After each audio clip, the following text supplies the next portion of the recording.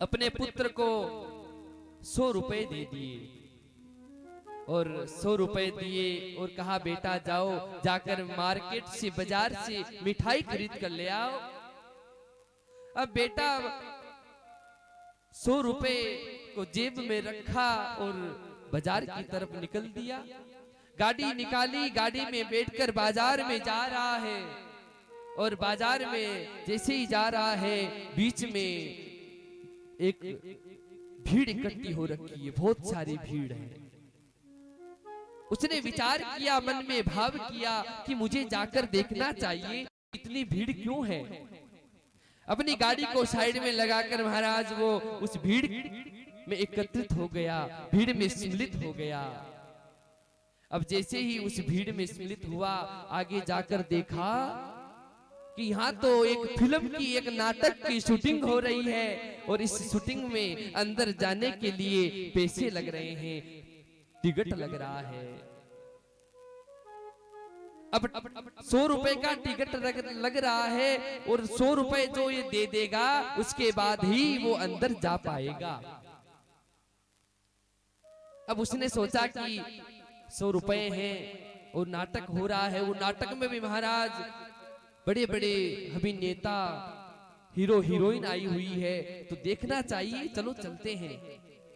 100 रुपए का टिकट कटवाया और अंदर उस नाटक में सम्मिलित हो गया जहां शूटिंग चल रही है। समय का पता नहीं चला, रात हो गई। वो नाटक देखते देखते जब रात हो गई, नाटक समाप्त हुआ और वो जैसे ही बाहर आया, गाड़ी में बैठकर जैसे बाजार में जाने लगा, सारे मार्केट बंद हो गए, सारी दुकानें बंद हो गई।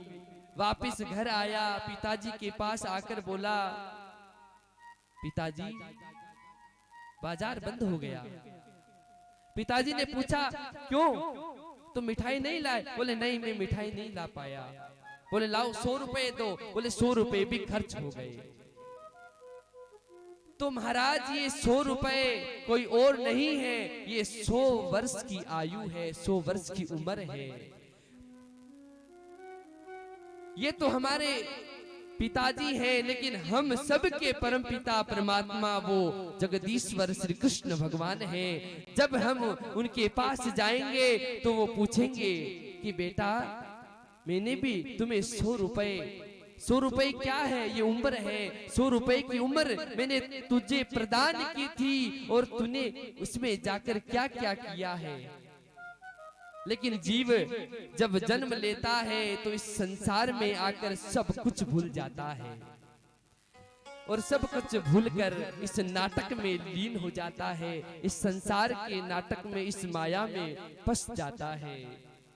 और भगवान जब जवाब मांगते हैं, बेटा तूने 100 रुपए तुझे दिए हैं और 100 रुपए में तूने क्या क्या कमाया है, तब हम चुपचाप हो जाते हैं, कुछ जवाब नहीं दे पाते हैं।